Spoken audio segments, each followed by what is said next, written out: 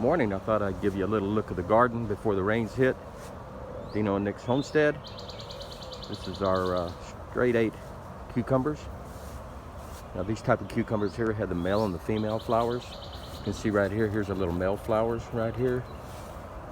And here's your female flowers as well. So we've been having to take Q-tips, make sure we get a good pollination, Q-tips, and put them in the male flowers, and then of course transport them to the female flowers so that we can get lots of cucumbers here. You can see some of the baby cucumbers we've got here. Here's a nice one here coming out.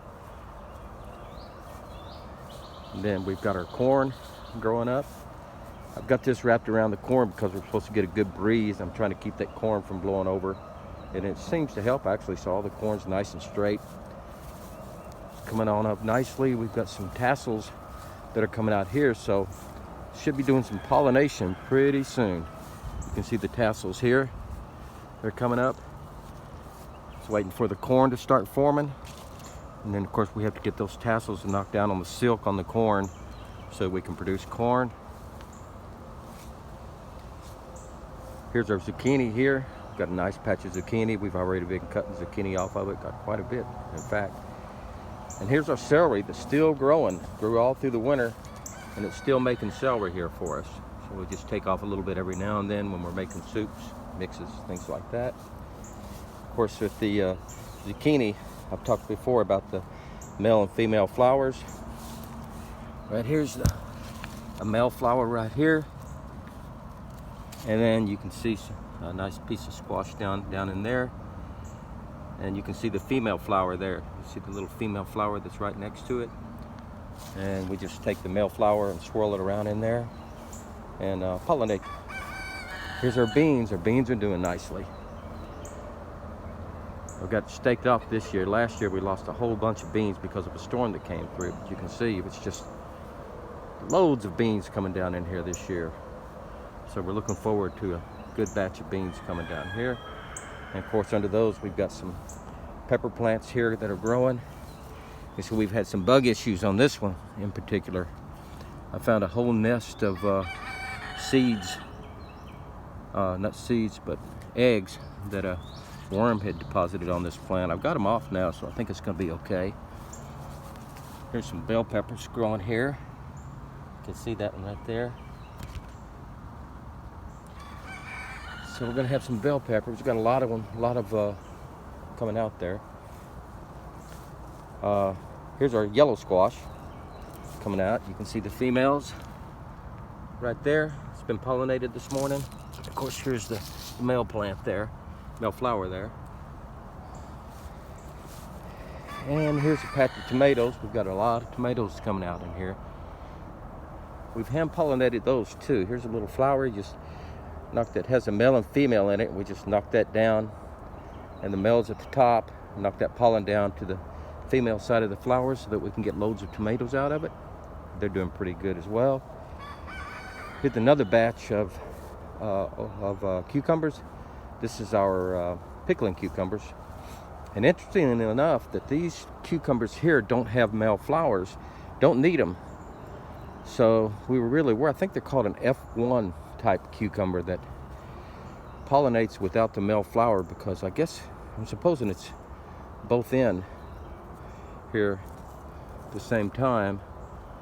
So we were real worried about it first. In fact, I was taking the pollen from our straight 8s over there and bringing them over here to fertilize these, but come to find out I didn't need to do that, but they're growing quite well without that. Here's our jalapeno peppers. We've harvested quite a bit off of these. Here's some of the guys right here. Some nice ones. Bell peppers. And coming up right here is the bells. And you do these the same way that I was talking about. You just take your Q-tip or your finger and you can pollinate them. So that's what we've been doing here. You can see a real small bell pepper right there. Coming up. Another one right here. It's coming on up. Here's our poblano peppers. I really like the poblano peppers. They're really great stuff. Here's a nice one coming up. Got some big ones this year. And our cherry tomatoes right here.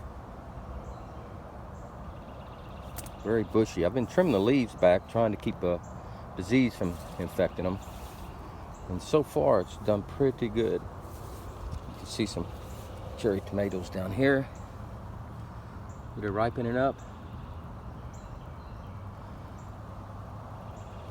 And this is more tomatoes. These are Parks Whopper tomatoes right here. Parks haven't done as well as I'd hoped they would this year. We are getting some. Here's some small ones right here. It's still very early in the season though.